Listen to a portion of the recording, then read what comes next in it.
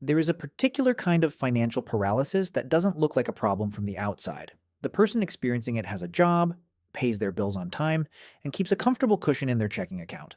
They are not in debt. They are not in crisis. And yet, month after month, year after year, that cushion sits in the same place, slowly being eroded by inflation while they tell themselves they are being responsible. This is not a story about recklessness. This is a story about a very specific psychological trap. One that is so well disguised as caution that most people who are inside it genuinely believe they are making the smart choice. The trap has a name in behavioral economics, and it was identified decades ago by researchers studying how human beings actually make financial decisions as opposed to how economic theory assumed they would. The concept is called loss aversion, and its implications are far deeper than most people realize. In a landmark series of experiments conducted by Daniel Kahneman and Amos Tversky in the 1970s and 1980s, researchers discovered that the psychological pain of losing a given amount of money is roughly twice as powerful as the pleasure of gaining that same amount. Losing $50, in other words, feels approximately as bad as gaining $100 feels good. This is not a personality flaw. It is not a sign of weakness. It is a deeply embedded feature of human cognition, one that likely evolved to protect our ancestors from irreversible losses in environments where resources were scarce and recovery was uncertain. The problem is that this ancient wiring is now operating inside a modern financial system that it was never designed to navigate. When a person looks at their savings account and sees a number they feel comfortable with, their brain registers that number as a kind of anchor, a baseline of safety. The moment they consider moving any portion of that money into an investment account, into an index fund, into anything that carries even a theoretical possibility of short-term decline, the brain immediately begins calculating the potential loss rather than the potential gain.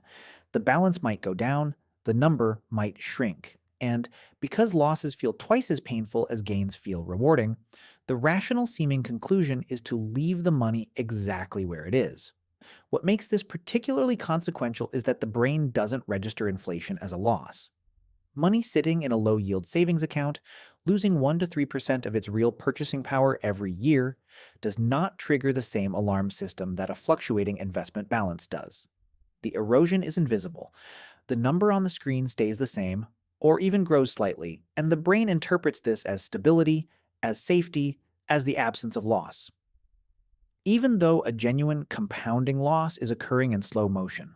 This is the core of the trap. The very thing that feels like protection is the mechanism of the damage. To understand the scale of what this costs over time, consider a straightforward mathematical illustration. A person at age 30 has $10,000 in a savings account earning an average of 1% annually. Over 30 years, that $10,000 grows to approximately $13,400 in nominal terms. Adjusted for an average inflation rate of 3% over the same period, the real purchasing power of that money has actually declined to roughly $5,500 in today's terms. The account grew on paper, and the person lost nearly half their purchasing power in reality. Now consider the same $10,000 placed into a broad market index fund, averaging 7% annual returns, adjusted for inflation, over the same 30-year period. That same initial amount grows to approximately $76,000 in real terms. The psychological cost of tolerating short-term fluctuations along the way produces a difference of over $70,000 in actual wealth from a single decision made at 30. This is not a hypothetical designed to be shocking. It is a mechanical description of how compounding works when it is allowed to operate over long time horizons, and how profoundly the fear of temporary loss interrupts that mechanism. The market will fluctuate, balances will dip, there will be quarters and even years that look alarming on a graph.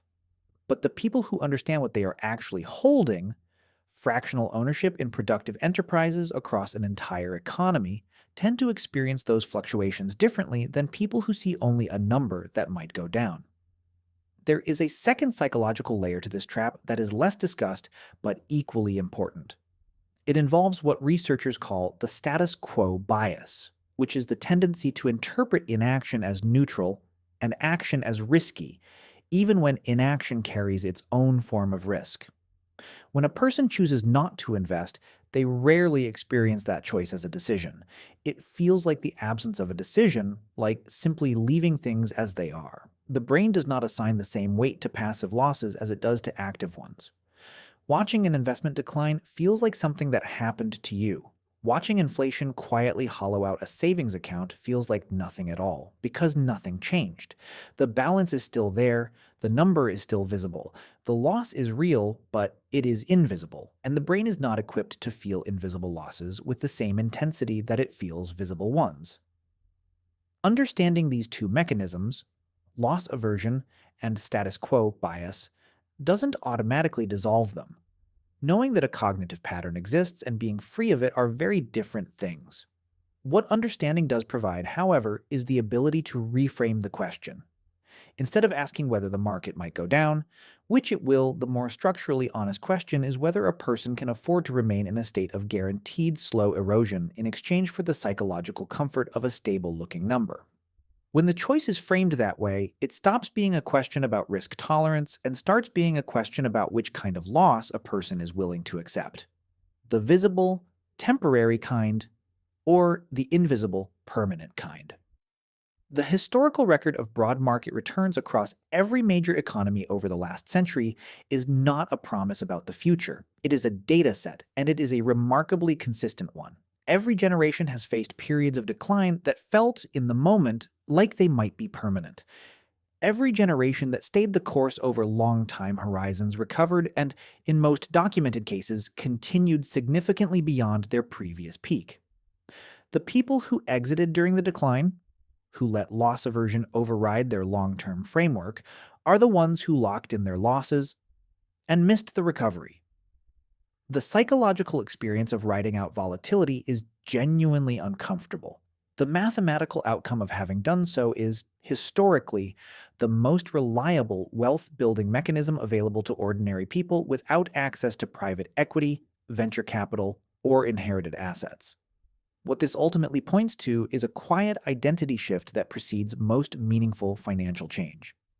The question is not simply where to put money, it is how a person understands their relationship to time, to uncertainty, and to the difference between the feeling of safety and the fact of it. A $0 investment balance feels like a neutral place to stand. But it is not neutral. It is a position, and like every financial position, it has a cost. The cost just happens to be one that the human brain is not naturally wired to perceive. The work of financial education at its most fundamental level is not about teaching formulas. It is about building the cognitive vocabulary to see what is already happening, slowly, invisibly, and compounding, whether a person is paying attention or not.